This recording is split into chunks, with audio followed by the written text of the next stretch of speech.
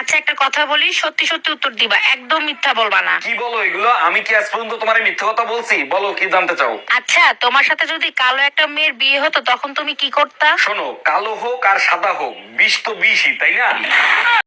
এই কি হয়েছে তোমার? আমার না প্রেশার অনেক হাই হয়ে গেছে, কি করি বলো তো? আচ্ছা তুমি এক কাজ করো, তোমার মায়ের সাথে কথা বলো, প্রেশার লো হয়ে যাবে। কিন্তু এর আগে তো তোমার মায়ের সাথে কথা বলছিলাম। আরে বোকা, তখন তো তোমার প্রেশার লো ছিল। মায়ের খাওয়ানো কতদিন হয়েছে? ভাবি ঘরে আইমু? আসাই তো পড়ছেন, আসেন। কি হয়েছে, কিছু বলবেন? না মানে কালকে আপনার ঘরের পিচ দিয়া গেছি না, শুনলাম আপনারে কি পিড়াইছে ভাইয়ে। আমার না খুব মায়া লাগছে। আপনার ভাই আমারে পিটাই নাই তো, আপনার ভাইয়েরে আমি পিটাইছি। চুন্নু পলা তাড়াতাড়ি।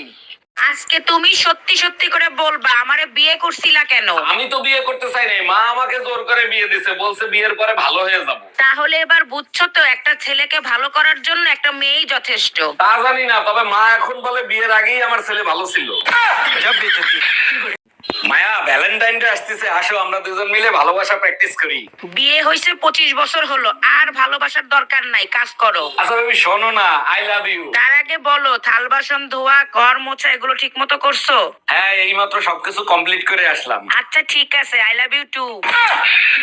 হ্যাপি ম্যারেজ অ্যানিভার্সারি সুপ্রিয়া, বিবাহ বার্ষিকীর অনেক অনেক শুভেচ্ছা রইলো। এটা তো আমার জন্য বিরাট সারপ্রাইজ ছিল, তুমি ম্যারেজ অ্যানিভার্সারি মনে রাখছো? জানো, কিছু দুর্ঘটনা আছে যা মানুষ মরার আগ পর্যন্ত ভুলতে পারে না। এই কি বললা তুমি? আমি তোমার দুর্ঘটনা ছিলাম? আমরা এইবার ঈদে কোনো মার্কেট করবো না। মার্কেট না দিলে করে তোমায় জামু গাছে রে, পায়ে ধরলেও কিন্তু আর আমি আসমু না ফিরে। অরুণ ভাই, এবার ভ্যালেন্টাইন ডে কার সাথে পালন করবেন? বউর সাথে না গার্লফ্রেন্ডের সাথে? ঘরের বউর সাথে ভ্যালেন্টাইন ডে পালন করা আর পান্তা ভাত কাঁচামরিচ দিয়ে খাওয়া একই কথা। ও আচ্ছা, তাইলে গার্লফ্রেন্ডের সাথে ভ্যালেন্টাইন ডে পালন করবেন, তাই তো? গার্লফ্রেন্ডের সাথে ভ্যালেন্টাইন ডে পালন করা যাবে না, রিস্ক আছে। এবার ভাবি টাইম ডে পালন করবো, নো রিস্ক নো ঝামেলা।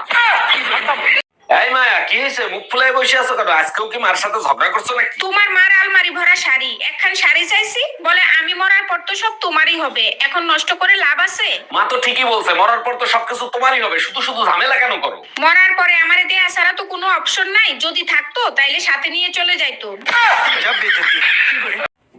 এই আজকে টিভিতে খবর দেখছো?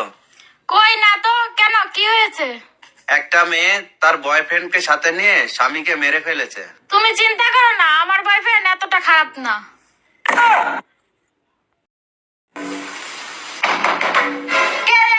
আপনার সেই গেল, দরজা খোলেন।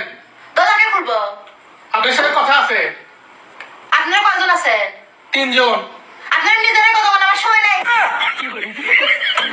কবে থেকে বলছি একটা শুনে কানে না দাও, কানে না দাও, তার বেলা দেওয়ার নেই। চুপ করো ইউ ইডিয়েট। তুমি চুপ